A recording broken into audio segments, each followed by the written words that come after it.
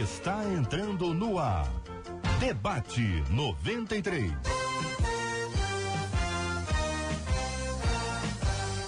Realização 93 FM. Um oferecimento Pleno.news. Um olhar diferenciado além da informação.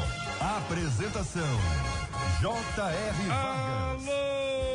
Alô, meu irmão. Alô, minha irmã. Aqui fala J.R. Vargas. Estamos de volta, começando aqui mais uma super edição do nosso Debate 93 de hoje, nessa sexta-feira, dia 17 de novembro de 2017. Vale com o Debate 93. 2461-0093. E-mail debate@radio93.com.br. Facebook Rádio 93 FM. Site www.radio93.com.br.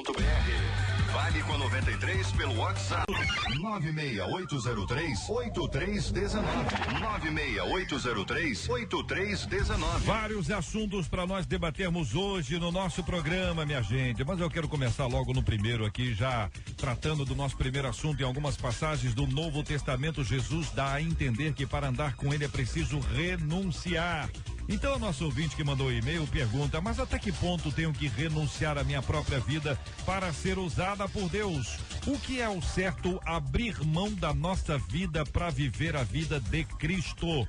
O que acontece com quem não abre mão de suas vontades para viver a vontade de Deus? O que deve fazer aquele que tem o desejo de ser usado por Deus? Eu quero saber, ouvinte, o que você pensa sobre esse assunto. A palavra é renúncia, o verbo renunciar. Vamos tratar sobre esse assunto hoje. É fácil, ouvinte? Conta pra mim, é fácil? Hein, é fácil? O que você já teve que renunciar na sua vida para seguir a Jesus Cristo? Ou você acha que não precisa renunciar a nada, você vai seguindo a Jesus Cristo sem nenhuma necessidade de renúncia? Quero ouvir a sua opinião, a sua história, seu posicionamento sobre esse assunto, a sua experiência. Mande pra gente a sua mensagem pelo 96803-8319. Esse é o nosso WhatsApp da 93 FM. Salva aí, 96803-8319. Estamos juntos no Debate 93. Pastor Silfarne, da Comunidade Evangélica de Mesquita, bom dia, bem-vindo. Começo ouvindo a sua opinião sobre esse tema renúncia e sobre as perguntas elaboradas pela nossa ouvinte. Bom dia, JR, bom dia, queridos debatedores, bom dia, queridos ouvintes. Eu inicio dizendo, com todo respeito ao nosso ouvinte, que Jesus não dá a entender que para andar com ele precisa renunciar. Ele deixa claro, precisa renunciar para andar com ele, sim. É bem específico. Quem quiser vir após mim, renuncie-se a si mesmo, tome a sua cruz e siga-me. Evidentemente, sim, é uma questão difícil. Renúncia é uma temática sempre difícil para o ser humano. Nós aprendemos desde Adão que o importante é ter e conquistar e jamais abrir mão. Agora, o que Jesus fala, na minha perspectiva, quando ele fala renunciar-se a si mesmo, esse a si mesmo que ele fala, de fato, não é que nós somos, é o que foi construído em torno de nós. Quem nós somos, de fato, é o que ele sonhou, né? Nós viemos dele, nós existimos por causa dele. Quando eu renuncio a mim mesmo, eu renuncio àquilo que foi construído na minha história familiar, nas minhas heranças, nas minhas construções relacionais, e que na maioria das vezes está distante do que ele planejou no início. Portanto, por mais paradoxal que pareça, é só renunciando àquilo que aparentemente eu sou, que eu me encontro de fato. Por isso ele falou: quem guarda a sua vida perde, quem perde a encontra, porque a vida está nele, na verdade. Pastor José Maria, da Primeira Igreja Batista na Barra da Tijuca. Pastor, bom dia, bem-vindo. Quero ouvir a sua opinião sobre esse assunto, também identificar se o senhor concorda com o que disse o pastor Silfarne. O JR, bom dia, é um prazer estar com você, com os nossos queridos ouvintes, estar aqui com os meus amigos debatedores. De verdade, esta é a ênfase bíblica. Eu considero que o grande desafio do cristianismo não é tirar-nos de nós mesmos, mas é fazer com que a gente volte para a gente mesmo, a gente volte ao original. E o que é renúncia? Renúncia é abrir mão daquilo que não é necessariamente da nossa existência. Deus não nos quer negando o nosso potencial, Deus não nos quer abrindo mão dos nossos talentos, pelo contrário, Ele nos fez potencialmente capazes, com talentos, com dons, com habilidades, com tanta coisa bonita, e o que a gente vai abrir mão é de usar isso erradamente, de usar a nossa vida, inteligência, para trazer o mal para nós mesmos, para a nossa sociedade, para a família. Esse é o ponto de vista da renúncia. E nesse sentido, eu acho que até a gente precisa realmente parar e avaliar o nosso cristianismo hoje, que é um cristianismo assim, olha, você entregou sua vida para Jesus, maravilha, já está salvo, e uma vez salvo, salvo para sempre, é o que eu creio, acho maravilhoso, só que a gente tem esquecido de que há todo um caminho de discipulado, de caminhar com Jesus, de abrir mão daquilo que é pecaminoso, daquilo que é perverso, daquilo que é ruim, daquilo que a minha carne vai fazer que não é benéfico. Nesse sentido, é que eu entendo, não é sair fora da minha realidade existencial, pelo contrário, é voltar ao original, é ser de fato quem Deus me fez para ser. Essa é a beleza do cristianismo. Reverendo Edson Nascimento, pastor da Igreja Presbiteriana Luz, bom dia, bem-vindo, pastor. Que pensa o querido irmão sobre esse tema? Bom dia, J.R. Vargas, bom dia, debatedores, bom dia, povo ouvinte da Rádio 93. J.R. Calvino fala que nós fomos totalmente depravados, né? Então há uma deformação total naquilo que a gente é, nas nossas vontades, nossos anseios, nossos desejos. O próprio Senhor Jesus, ele falou que nós não podemos servir a dois senhores, né? Então toda vez que eu não renuncio, eu estou buscando servir a outro Senhor, que não é aquele Senhor que morreu por mim lá na cruz. O apóstolo Paulo, quando escreve a sua carta aos Romanos, né, e a maior parte das cartas que ele escreve, a apresentação que ele coloca é que ele é servo do Senhor, né? Um dos grandes desafios que a gente fala da questão do cristianismo é exatamente essa renúncia.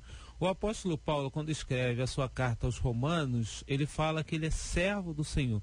Ele fala das outras questões do título, né, chamados apóstolo, e ele dá essa questão em si, mas o que ele fala logo no início, para que os membros lá da igreja de Roma reconheçam, o que identifica é ser servo do Senhor, e ser servo é ser escravo. A gente não pode ser escravo de dois senhores, e por isso que Jesus diz que ninguém pode servir a dois senhores. Então a vida cristã é uma vida de renúncia diária. Nós precisamos renunciar diariamente quem nós somos e perguntar a cada dia o que Deus quer fazer, o que Deus quer mudar em nós, o que Deus quer mudar na nossa vida. Então esse é o grande desafio que nós temos. Pastora Virgínia Estevão, da Igreja Semente de Fogo, bom dia, bem-vinda. Que pensa, irmã, sobre o tema? Bom dia, J.R., bom dia a todos os debatedores, os ouvintes aqui da rádio.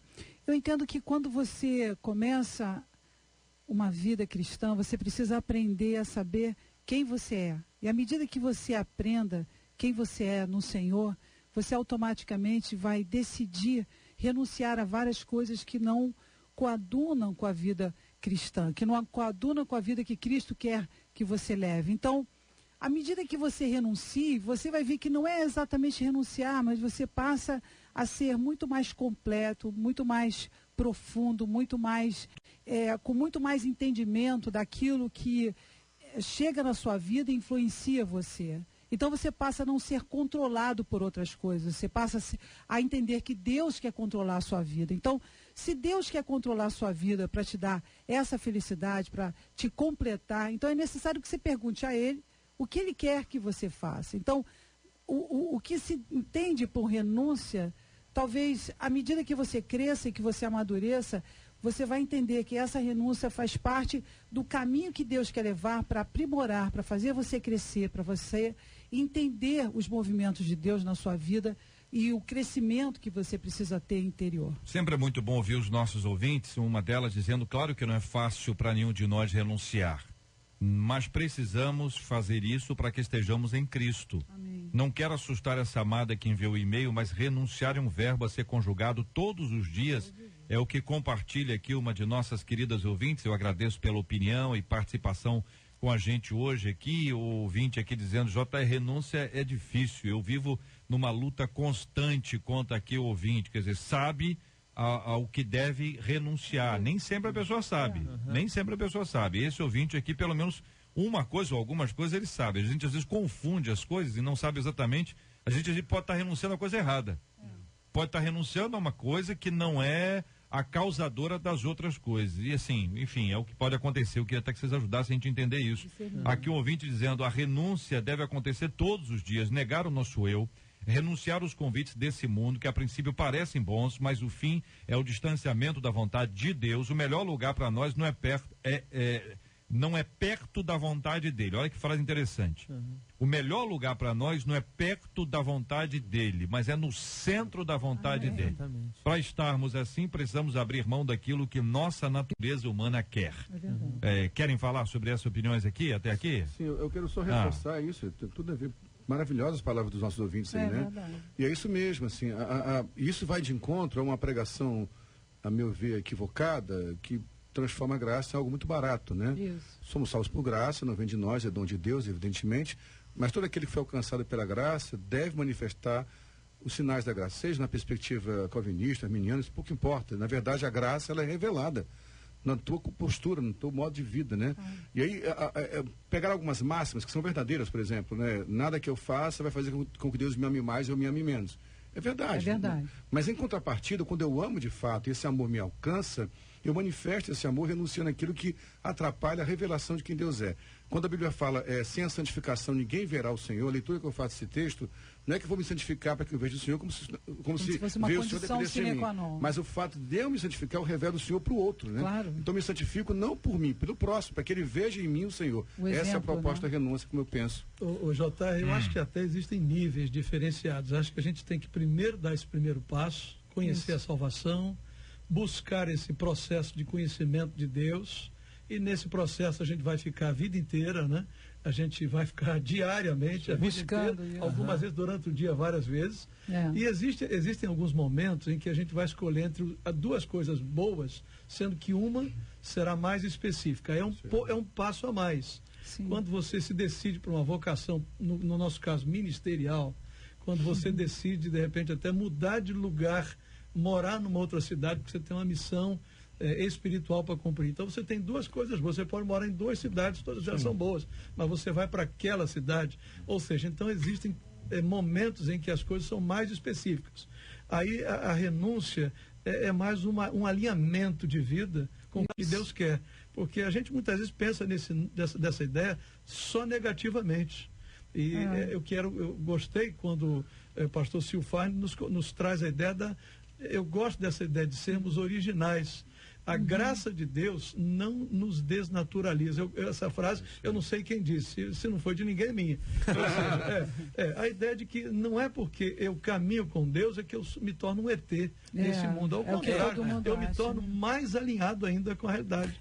Ou seja, eu sou o que Deus planejou que eu fosse, é só isso. Né? Verdade. E essa luta é constante, porque o pecado é feroz. Né? Algumas coisas eu acho interessante a gente ressaltar, é que quando Calvino fala da total depravação do homem, não é que o homem ele se tornou totalmente nos seus pensamentos, na sua maneira de entender o mundo. Então não dá para eu me avaliar e dizer que as decisões que eu estou tomando são boas. Existe um livro que ele fala, né, a questão de você pôr em ordem o seu interior. O título do livro é exatamente esse: põe em ordem o seu mundo interior. Ele fala que o difícil não é você discernir entre o bom e o ruim. O difícil é você discernir entre o bom e o melhor. Exatamente essa é a dificuldade que a gente tem. E às vezes, né, o que a gente faz? A gente vai discernir entre aquilo que é bom e que é ruim, e a gente estar com menos melhor do que aquilo que Deus tem para nós. Então, a renúncia, e aí eu gostei da fala, né, do pastor Zé Maria, quando ele fala que existem níveis e a gente não pode exigir que o outro esteja no mesmo nível que a gente está. Jesus sempre esteve cercado de multidões, que as renúncias das multidões eram quase nada, eles estavam ali porque eram pessoas utilitaristas e pensavam no pão que Jesus dava, na palavra, que era muito boa, estavam ali. Então, na igreja também vai ter esse tipo de pessoas, mas tinham aquelas pessoas que eram os seus discípulos, e às vezes Jesus dava uma palavra dura para aqueles que eram os seus discípulos e chegava para eles: olha, vocês também não querem ir embora? Então, essa questão, a renúncia, ela precisa ser muito mais forte para aqueles que vão se envolvendo cada vez mais com Deus. Eu queria enfatizar também... Desculpa, pastor, por favor. Não, e preparado, eu acho que a renúncia, o que é importante as pessoas entenderem para uma pessoa nova, talvez renunciar a uma saída, a uma coisa que não agrada ao Senhor, ou que não está de acordo com Deus, ou um relacionamento. Isso pode parecer aparentemente uma coisa muito difícil de fazer, mas se Deus está te dando sinais nessa direção, É necessário que você abandone o seu caminho da sua própria vontade. Então, a gente renunciar à nossa própria vontade, creio que é um exercício dificílimo. Primeiro, reconhecer que você dá muita ênfase à sua vontade e não dá ênfase à vontade de Deus. Isso é uma informação difícil da gente reconhecer. Segundo, que a renúncia maior, me parece, é de você abrir mão da sua própria vontade, muitas vezes de fazer aquilo que você quer fazer e deixar Deus conduzir a sua vida e os sinais que Ele vai trazer para você. O que eu ia enfatizar, quando o pastor Zé Maria falou da questão da nossa origem nele, né? Renunciar não é renunciar à nossa humanidade, ao contrário. Renunciar ao que nós nos transformamos para voltarmos a ser humanos, porque a gente confundiu espiritualidade com coisa etérea, né? O espírito, na minha perspectiva, é a essência, né? A essência do microfone é esse microfone, a essência do ser humano é ser humano. Então, quanto mais espiritual me torno, mais humano eu me torno. O que é ser humano? É ser o que ele ensinou no início, o Adão, né? Ser humano, na verdade. Então, a gente não está roubando a humanidade, ao contrário. É resgatando a humanidade nele. Né? Eu diria a você o seguinte, e talvez para ficar um pouquinho mais claro para os nossos ouvintes, acompanhando aqui as opiniões deles e dúvidas deles aqui pelo nosso WhatsApp, boa parte deles está caminhando na seguinte linha de renunciar a alguma coisa. A uma saída, a um passeio, a um relacionamento, a um emprego, a uma atividade, enfim. Me parece, pelo que eu tenho ouvido aqui, que isso é consequência. Não é o ponto central, né? Quer dizer, eu posso renunciar a muitas coisas, né? Mas não necessariamente posso estar sendo conduzido. Eu fiquei imaginando a possibilidade de um de nós aqui que voa muito, enfim, que viaja muito, chegar pro piloto e dizer o seguinte: olha, eu abro mão, eu renuncio a você, piloto. Agora quem vai conduzir isso sou eu, sem ter nenhuma informação. Então acho que dizer não para a minha carne é uma parte. Agora, eu vou encher essa casa como? Porque para me dar força para renunciar hoje, amanhã e depois, eu preciso ter uma compreensão, é uma coisa racional, que tem, obviamente, por pressuposto, a ação espiritual, a ação do Espírito Santo. Sem ação espiritual, sem ação do Espírito Santo, não há racional, senão vira apenas uma questão de intelecto, não é esse o objetivo bíblico. Então, me parece que a gente precisa dar um pouquinho mais de ênfase nessa outra parte inicial, porque a consequência é abrir mão. Olha, o café me faz mal, eu vou renunciar ao café. Né? Andar de avião me faz mal, vou renunciar. Isso é consequência de alguma coisa anterior. Quer dizer, o médico disse comprovadamente, com os exames, com os dados todos, ó, café não te faz bem. Estou dando exemplo, estão todos aqui absorvendo esse poderoso produto da nossa terra. Inclusive eu. Então, quando você tem uma comprovação, você diz, não, eu tenho aqui uma prova. Eu já entendi. Eu estou motivado a... Me parece que essa parte original é o que falta. Porque dizer para as pessoas renunciarem ao pecado me parece claro, mas não me parece claro que elas estejam entendendo a razão, estejam entendendo o que colocam, entendeu? Porque varrer a casa, a Bíblia Jesus já conta a história. Como é que faz? Eu acho que o processo todo é essa intimidade com Deus, quer dizer, a gente precisa resgatar, e se é que a gente tem tido essa dificuldade, eu acho que sim, minha leitura, o privilégio de andar com Jesus, o privilégio de ter esse relacionamento. Né? Naturalmente que em alguns momentos você vai até fazer algo que não alegra o coração de Deus, mas é todo um processo de intimidade. O prazer está no ser humano em estar com o Senhor, de andar com o Senhor. Acho que essa renúncia fica leve, ela fica, eu diria, não é tão doída quando você entende essa motivação, literalmente essa motivação. O que a gente muitas vezes percebe é que a gente também só pensa em renunciar porque faz mal, né? Esse é outro detalhe, que pode ser que alguma coisa momentaneamente ou até durante um certo tempo me traga gratificação. E aí eu estou falando na questão, por exemplo, da sexual, na questão da alimentação, na questão várias outras. A gente vive hoje uma grande crise ética, que aparentemente, se você der um jeitinho, as coisas funcionam. Então, o ganho de agora não compensa a dor, não compensa o afastamento da intimidade. Então, a ideia aqui que eu vejo vale a pena ser humano na essência ter a companhia em essência de Deus. Né?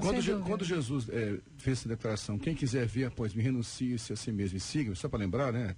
está na Cesareia de Filipe, né, no limite norte de Israel, no final da Galileia, e logo depois ele começa a caminhar em direção ao sul, na Judéia, onde vai ser crucificado. Então, é uma questão intencional. Ele fala, você vai renunciar e siga-me para onde? Para o Calvário.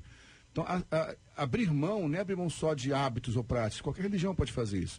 Comportamental, você apenas tem uma mudança comportamental. É aquilo que a gente está falando, é essencial. Diz, olha, eu abro mão para caminhar para a cruz, na verdade. Eu saio do norte, da nascente do Jordão, aqui está falando, e caminha ao sul, perto do Mar Morto, região mais baixa da terra, para ser crucificado. Então a escolha por Jesus é essa escolha descendente. É abrir mão de tudo que o mundo te ofereceu para encontrar nele a essência. E não tem como alcançar essa essência sem a cruz. Tem que passar pela cruz. Não há amanhã da ressurreição sem a sexta-feira da paixão, né? Então, o que a gente está querendo dizer para os ouvintes aqui, meu irmão, é o seguinte: não é só uma questão comportamental, não é deixar de beber, deixar de comer, tomar café ou deixar de andar de avião. É dizer que eu abro mão do que eu sou para ser o que ele quer que eu seja. Isso. E o que ele quer que eu seja está nele. Profundamente nele. Não existe santidade sem sanidade, né? Quando a gente fala da questão da renúncia, a renúncia na realidade, a gente poderia dizer que ela é a ponta do iceberg, é como se fosse a parte de baixo. A gente é levado para determinadas situações, existe uma força maior interna que nos conduz para lá e nos conduz para cá. Então, a nossa relação com Deus, ela deve nos levar a renunciar de forma muito natural aquilo que vai trazer um prejuízo para a nossa vida cristã.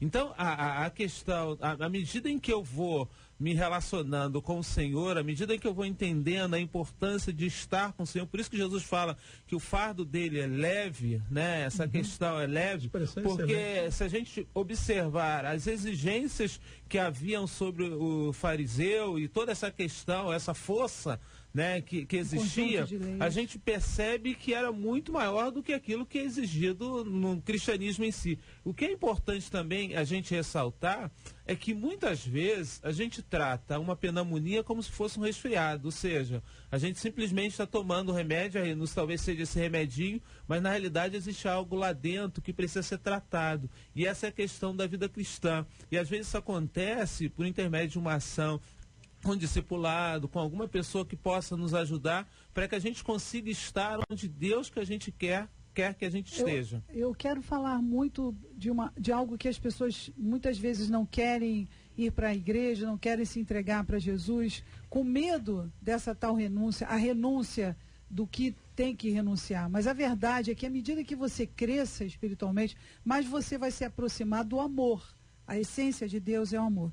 Então, aquele ódio, aquele rancor, aquelas decisões que você toma em cima da sua raiva, isso tudo vai saindo porque você vai se transformando por causa desse amor. Então é importante que todo mundo entenda que a renúncia apenas é uma consequência da sua espiritualidade. Quanto mais você cresça, quanto mais você crescer, quanto mais você começa a dominar o mundo espiritual, mais você vê que é importante você estar próximo de Deus, próximo dessa essência. Isso não vai ser uma renúncia, vai ser uma entrega. Bom, me parece então que existe uma ação suave e ao mesmo tempo bruta. A suave é o caminhar com o Senhor, o crescimento espiritual, desenvolvimento da nossa vida com Deus, do nosso relacionamento com Ele, a partir da palavra, a partir da oração, a partir da adoração ao Senhor, do serviço ao Senhor. O outro lado, que é bruto, é que exige um rompimento.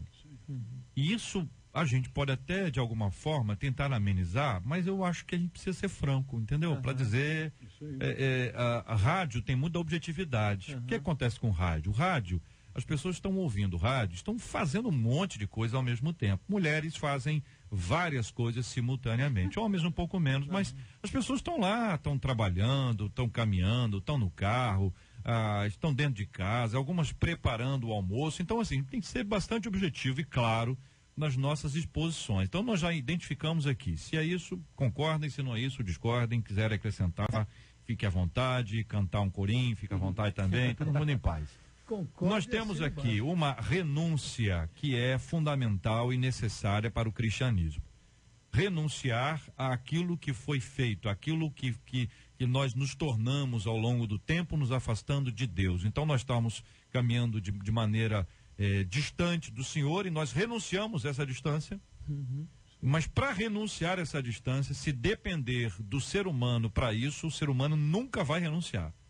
que a tendência do ser humano é má, ele é pecador, ele é marcado por este pecado e ele não tem essa inclinação para a renúncia. Exatamente. Ele tem uma inclinação para continuar caminhando para longe de Deus. Então, quando o indivíduo passa pela mente dele a possibilidade de renúncia, porque o Espírito Santo de Deus está dizendo para ele assim, vem, que eu vou junto, eu te levo. Exatamente. Eu te levo. Aí surgem os medos.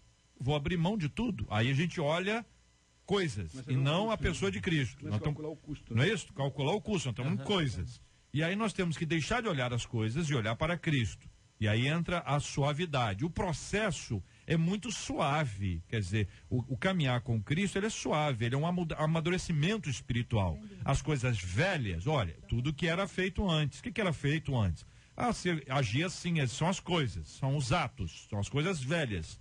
E aí Paulo chega a dizer, as coisas velhas se passaram e eis que tudo se fez novo. As coisas velhas não eram velhas quando elas estavam sendo vividas. Quando estavam sendo vividas, as coisas velhas eram novas e ótimas, e prazerosas, e alegres, e felizes, mas agora, com Cristo, as coisas que eram novas se tornaram velhas. E as coisas que aparentemente eram velhas se tornaram novas. Então, você é devolvido ao original porque o original é o velho.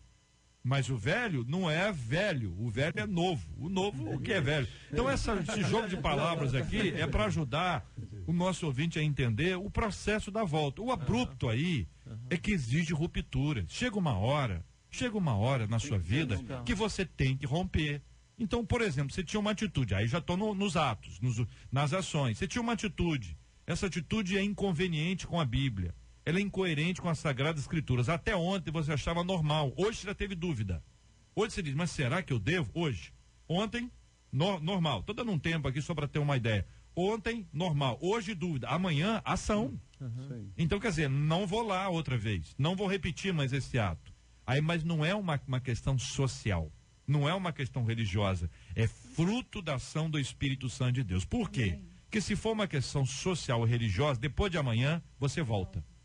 Se for uma questão espiritual, depois da manhã você vai estar mais convicto da decisão que você tomou hoje, enquanto ontem era normal, vou repetir, hein? Ontem normal, hoje dúvida, amanhã decisão, depois da manhã, confirmação da decisão que foi tomada a partir do momento em que o que era novo se tornou velho e passou. É assim que acontece. Só um detalhezinho, Jota, que eu acho interessante. Nesse discurso excelente, que eu acho que você fecha para a gente aí esse processo, é que existe na mente da gente, e até você conhecer a libertação, até você conhecer, vamos dizer assim, o jugo que é tirado dos seus ombros. Você, por exemplo, você tem um caso muito raro, né? Você tem um ressentimento, você precisa liberar um perdão, né? É um caso quase que não inexistente, quase não acontece. E aí você diz, mas eu vou ter que me humilhar, eu vou ter que, né? É uma renúncia, eu vou ter que colocar, o que vão dizer de mim? Aí, de repente, você consegue, experimenta essa liberação. Aí você... Sai aquele peso, né?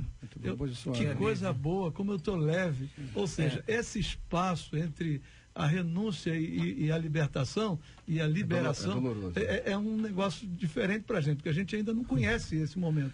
Quando você conhece esse momento, você diz, por que eu me demorei tanto? Né?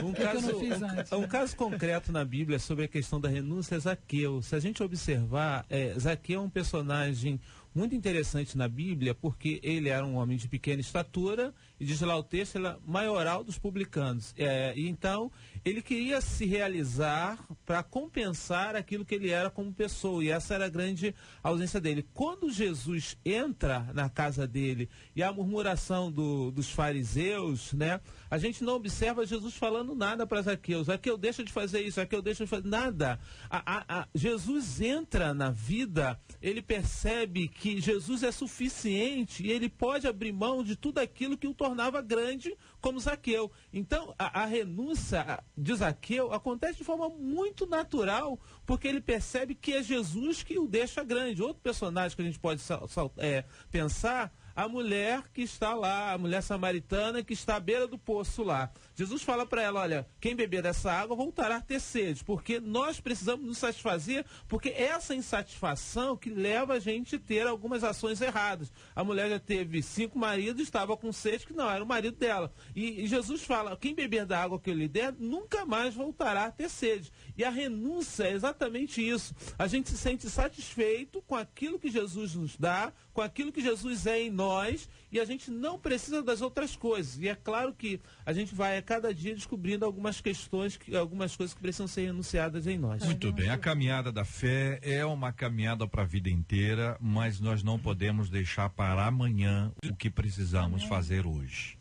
Nós somos conhecidos no mundo inteiro como um povo que deixa as coisas importantes para a última hora.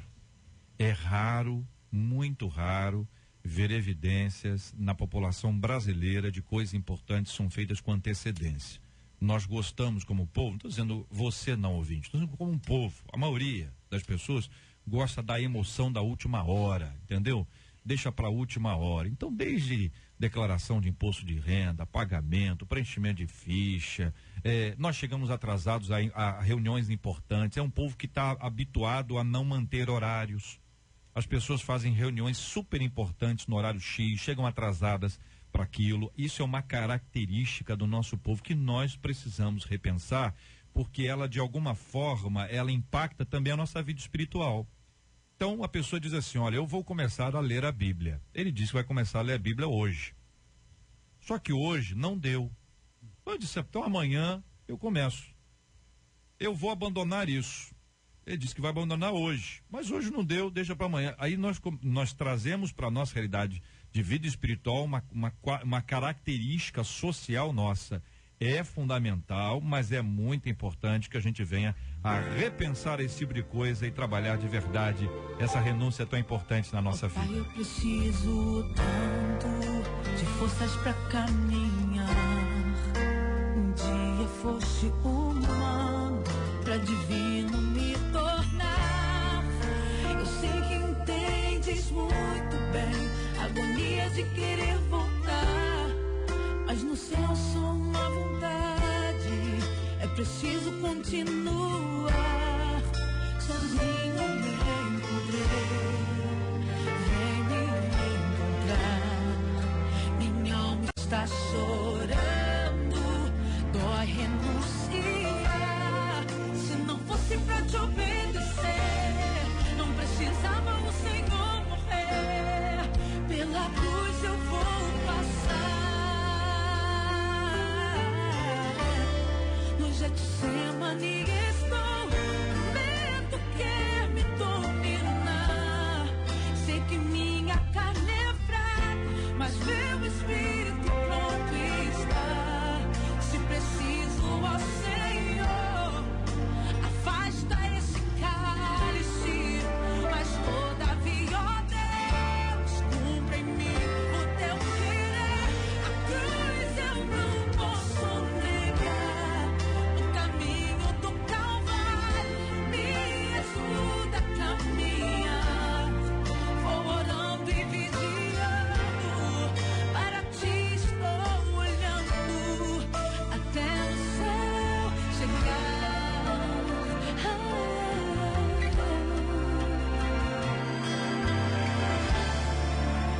Pai, eu preciso tanto de forças para caminhar. Um dia fosse humano para divino me tornar. Eu sei que entendes muito bem a agonia de querer voltar, mas o céu só uma vontade, é preciso continuar. Sozinho bem vem me encontrar. Minha alma está chorando, dói renunciar.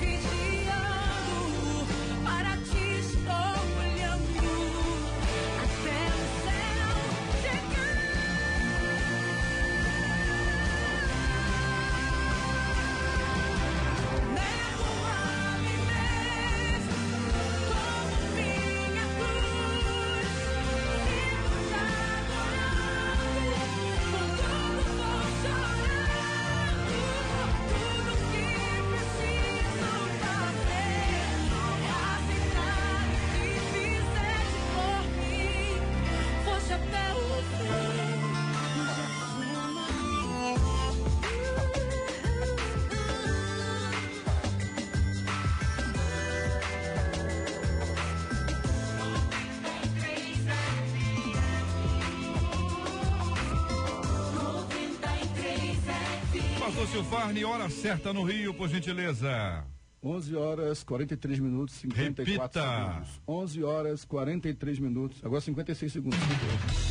Estamos juntos no Debate 93. Muito bem, minha gente, crianças do ensino fundamental devem ter a liberdade de usar tiara, capa de super-herói ou até saiote de balé, sem reprimenda de professores ou colegas. É o que diz a Igreja Anglicana da Inglaterra. Em um guia sobre bullying distribuído às escolas que administra, a igreja que predomina no Reino Unido diz que os alunos devem ser livres para explorar quem eles podem ser. O arcebispo Justin Welby, líder supremo da igreja anglicana, disse que o guia deverá ajudar as pessoas, ajudar as escolas a espalharem a mensagem cristã sem exceção ou exclusão. Qual a sua opinião sobre esse assunto? O discurso está alinhado aos princípios bíblicos ou está cedendo às pressões da moderna sociedade? Eu pergunto aos nossos queridos debatedores, por gentileza. Ô, JR, isso aqui, na minha opinião, nós estamos deseducando essas crianças. Literalmente, nós estamos dizendo que não há limite, que não há disciplina. E essa história de que isso é para que não haja exceção nem exclusão, é uma balela. Para mim, eu não vejo de outra maneira a não ser uma falta de limites, a indisciplina sendo oficializada numa instituição que deveria ensinar essa questão essencial para o ser humano.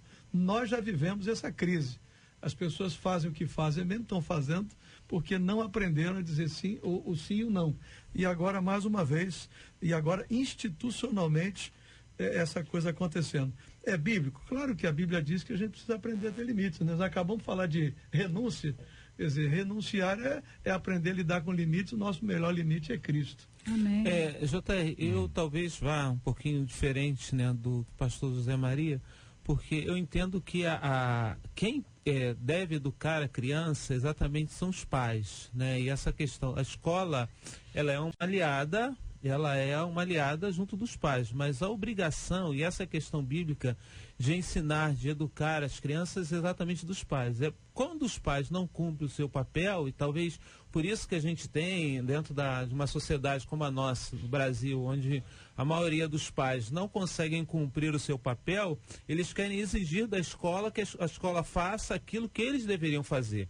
Para mim, eu não vejo nenhuma questão. Eu acho que a escola, embora seja confessional, mas na minha visão, ela deve ser livre para que todas as pessoas entrem, e as questões, elas devem ser mais internas do que externas. Eu acho que deve orientar, deve chegar e mostrar para as pessoas, e os pais devem ter essa visão e essa vocação de buscar ensinar os filhos. Olha, não é porque a escola permite que o meu filho vai andar assim, que a minha filha vai andar assim, que a minha filha vai fazer isso.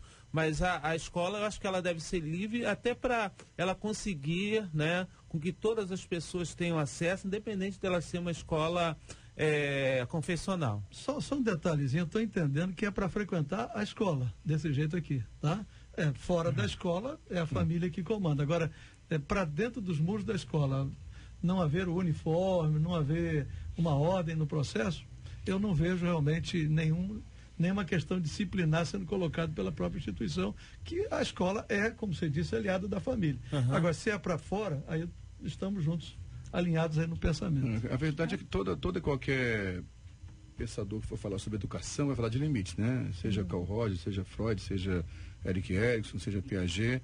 Não existe educação sem limites. Eu entendo o que o reverendo falou, sim, eu entendo que a escola tem esse local mais amplo e lidar com as diferenças, mas a própria escola, embora a educação vinha de casa, é fato, a escola da informação e formação acadêmica, né?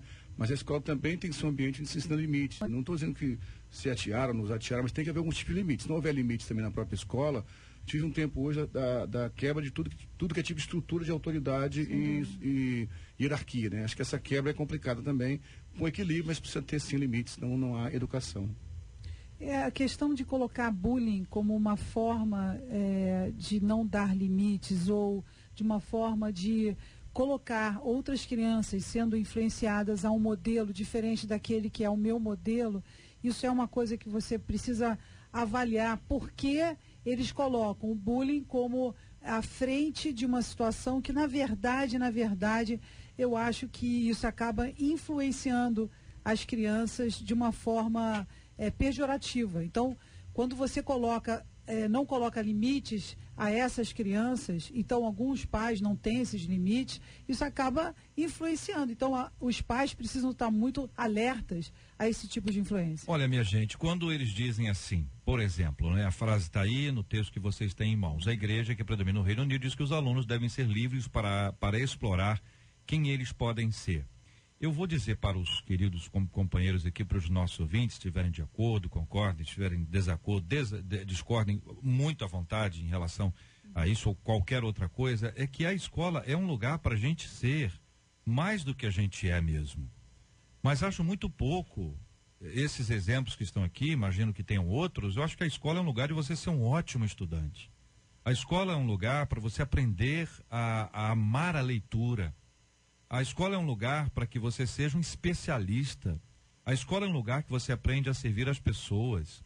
A escola é um lugar onde você aprende a conviver com pessoas diferentes, com histórias diferentes, naturezas diferentes. A escola é um lugar que você pode se assentar ao lado de um excelente estudante e do outro lado tem um péssimo estudante, mas ali é aquela mistura. A escola representa a sociedade como um todo. Então, acho que essa pressão toda de alguma forma tentar ser aquilo que tem sido chamado nos últimos anos de politicamente correto, está limitando o discurso. Ao invés de ser o discurso, não, aqui os nossos alunos são encorajados a serem presidentes, nossos alunos são encorajados a serem cientistas, a serem pastores, a serem líderes comunitários. Nossos estudantes são orientados para que eles sejam os melhores engenheiros do mundo. Esse tipo de coisa que dá um gás, que anima, que encoraja, me parece mais importante do que a questão de tiara, etc, que parece que é uma resposta. É tudo uma resposta. Ou seja, quando você não faz as perguntas, você tem que dar a resposta. A escola é um lugar de perguntas. A escola é um lugar que o camarada tem que levantar questionamento. Quando ele não levanta, ele vive respondendo. Está respondendo o tempo inteiro. Então o camarada está aqui falando para a Inglaterra inteira sobre respostas que as pessoas estão solicitando que eles deem. Pressão de todos os lados. A hora é muito mais da escola ser um lugar de questionamento. É uma coisa que sumiu. Sumiu. Não tem como a gente fugir da questão da sociedade e não tem como a gente achar que a escola é um pedaço da igreja, embora ela seja confessional. A gente precisa ver a escola como escola e essa é a questão nossa, né? E a gente precisa ver igreja como igreja e família como família. Então, se nessa questão, nessa estrutura que a gente estabelece, cada um exerce o seu papel, a escola vai ter uma influência, ainda que seja uma influência de estar bastante tempo com os alunos, mas a influência vai ser muito pequena daquilo que a pessoa acredita em relação à sociedade em si. Eu me lembro, a minha esposa, ela é professora, e aí ela falava para alguns pais, olha, se você quer que eu inculque no seu filho aquilo que eu sou, seu filho vai ser flamenguista, seu filho vai ser isso, porque eu sou assim. Então, a escola é um lugar, exatamente da questão de conhecimento, preparar um menino para a vida, mas a escola não é igreja, a escola não é família. A família precisa assumir o seu papel, e a família evangélica é muito mais forte isso. E aí, esse é o momento da gente fazer diferença. A questão está livre, a autarquia que foi determinada dentro da escola, mas esses alunos aqui fazem a diferença. E é sempre assim que Deus estabeleceu desde o Antigo Testamento com o povo de Israel. O meu povo é assim, o meu povo é desse jeito. Se a gente consegue entender isso como igreja, e a gente, dentro da sociedade, a gente mostra a diferença, as pessoas conseguem perceber o Deus que está vivendo em nós, a gente não vai estar chegando e forçando determinadas regras para que as pessoas estabeleçam uma questão externa e aí se tornam como fariseus, que na realidade internamente não tem nada. Então acho que a nossa pressão precisa ser para isso. Então, é polêmico, né? A gente, o reverendo vai falar mais sobre isso. Eu entendo o que o reverendo está falando e concordo em parte. Eu acho que a escola tem um grande peso de influência. Mas é lógico que tem que começar da família, sim, sempre. As famílias cristãs estão fracas, é fato, porque as igrejas estão fracas. Que o evangelho sendo pregado é um evangelho fraco, é verdade. Mas a escola tem um grande peso. O senhor falou uma coisa que é simples. A criança passa a maior parte do dia dentro da escola. E sim, a escola. E uma escola confessional, não vou transformar a escola numa igreja, lógico que não. Mas se ela é confessional, tem que se preocupar com isso sim, porque infelizmente, do outro lado, com ideologias específicas, está massificando Tanto mesmo. é que influenciou isso. O Exatamente. que se deu a isso foi uma eu acho que o grande influência lance, especificamente. o JS pegou um lance aqui que eu achei o grande lance. A escola tem que provocar e não responder. Então, acho que gasta tempo demais respondendo o que a sociedade demanda, que é ideologia de gênero, que a criança tem que ter liberdade para isso. Educa a criança. A escola tem que gastar tempo falando de educação, de formar bons cientistas, bons médicos. Se gastar tempo com essa coisa, esses pequenos detalhes, perde o conceito dela. Né? Eu acho que aqui o argumento, para mim, é contraditório. Porque eu não vejo nenhuma ligação direta aqui entre essa permissão e ser inclusivo e ser sem exceção. Eu vejo que você pode uniformizar os seus alunos. Eu estou pensando aqui desses alunos dentro da escola. Uniformizá-los. Eu vejo aqui que isso é benéfico. Eu acho que tem a ver com valores da escola. A escola, seja confessional, nesse caso é confessional, deveria exatamente. ter valores. E se o ensino da escola contradiz, ou se as regulamentações contradizem os valores, é preciso questionar o que essa escola está fazendo. Uma outra coisa que esse texto nos traz aqui é que eles entendem que a mensagem cristã é a mensagem sem exceção ou exclusão. A mensagem cristã é sem exceção, é para todos. É sem exclusão, é para todos. Mas é preciso identificar que espalhar a mensagem cristã tem a ver com renúncia, que nós falamos hoje aqui. Sem dúvida. Então, se você quiser agradar a todos, bem-vindo ao mundo dos que desagradarão a todos. Porque se você tem 10 indivíduos e você resolve agradar 5, você desagradou a 5. Aí você vai ter que agradar esses 5 que você agradou inicialmente, o resto da sua vida, porque na hora que você desagradar esses 5, você já desagradou os 10. E essa é uma questão complexa. Isso é quando a pessoa perde a sua autenticidade. Ela deixa de ser ela mesma para ser aquilo que os outros querem que ela seja. Então, no momento que você quiser ser o que os outros querem que você seja, você deixou de ser você. E você começou um processo muito profundo de desagradar a todos e a você, que nem você vai aguentar isso. Nenhum de nós aguenta ficar querendo agradar ao outro o tempo inteiro. Nós precisamos de gente autêntica. É melhor uma pessoa que discorde, olhando nos seus olhos, e diga: eu discordo, e tenha razão, tenha respeito, evidentemente, carinho, afetividade, mas tem uma divergência respeitosa em determinados pontos, porque é exatamente por essa complementação que a gente cresce. Amém. Agora, se você quiser, líder ou não líder, agradar todo mundo, meu querido, é o seguinte: bem-vindo, põe a senha, tem uma senha de uma galera ali na fila, querendo agradar o pessoal e passando mal por conta disso, que vai ser uma crise o tempo inteiro. Então, o evangelho, ele é para todos. A mensagem do evangelho é para todos. Mas veja uma coisa, a Bíblia diz que nem todos viverão este evangelho. Nem todos. Alguns vão dizer não. Alguns vão dizer eu não quero. Então é necessário que você tenha muita sabedoria e muita habilidade, porque essas são questões que estão aí. Não tem a ver com escola só. Tem a ver com a escola da vida. Tem a ver com o nosso dia a dia, a postura que a gente assume ou a postura que a gente omite, né? A nossa omissão, gente, infelizmente, tem sido muito maior do que a nossa ação. Infelizmente. Se tomarmos com base a boa média dos nossos irmãos e irmãs, nós estamos mais omissos do que ativos. Agora, lógico, isso não é para todos. Pela graça de Deus, há um segmento que não abriu mão. É um grupo fiel e firme ali. E é pela graça de Deus que este grupo que salga, este grupo que ilumina, que nós estamos aqui ainda hoje. Então nós vamos continuar, a batalha é grande, a luta é grande. Um outro assunto que nós entraríamos hoje, mas eu vou deixar para discuti-lo na segunda-feira aqui, é sobre gravidez na adolescência. É um outro tema, a despeito de toda a informação, campanha, conscientização que tem aí, enfim, eu não sei se... Eu estou até na dúvida, eu vou lançar aqui um questionamento. Será que as campanhas de conscientização conscientizam ou elas apenas dão um paliativo, elas dão uma alternativa? Elas instruem, ensinam, ó, se você não quer engravidar, faça isso, assim, assim, assado. O que será que é o ideal, gente? O que será que é o ideal para cristãos e para não cristãos? Como é que a gente lida com a questão da gravidez na adolescência, falando para um público mais amplo, não apenas para o público da igreja que está sentadinho ali, ouvindo a nossa palavra e sofrendo uma influência pessoal nossa? Como é que a gente lida com esse assunto? Eu queria desafiar você, ouvinte, a dizer o seguinte: ó, você conhece pessoas que estão vivendo essa luta, convidem para ouvir segunda-feira às 11 horas. Segunda-feira às 11 horas, com a graça de Deus. Né? Esse assunto vai estar sendo discutido aqui, enfim, é sempre muito importante quando você vai avaliar esses temas e vai estudá-los à luz da palavra de Deus, daquilo que o Senhor nos ensina. Isso vale para o Brasil, isso vale para o mundo, isso vale para todos nós. Estamos juntos no Debate 93. Muito obrigado aos nossos ouvintes, obrigado, gente, pelo carinho, pela audiência ao longo de toda essa semana. Deus abençoe a todos. Obrigado aqui aos nossos debatedores. Pastor Silfarne, obrigado, um abraço. Obrigado uma vez pelo convite, Otair, obrigado, Marcela. Quero dar alguns abraços aqui para a Areza de Nova York, sempre ouve o programa. Vem comigo um grupo bom aqui, o pastor Márcio, os missionários Bruno e Grace, meu filho Aleph, a Neide, a pastora de Lima, a Fatinha do Cobrex. Um beijo a todos. Deus abençoe vocês. Pastora Virgínia, obrigado, um abraço. Obrigado, JR. Também eu queria chamar todos de coração para coração, 00:30, que eu tenho um programa todo dia, e também Volta Redonda, que eu vou estar semana que vem.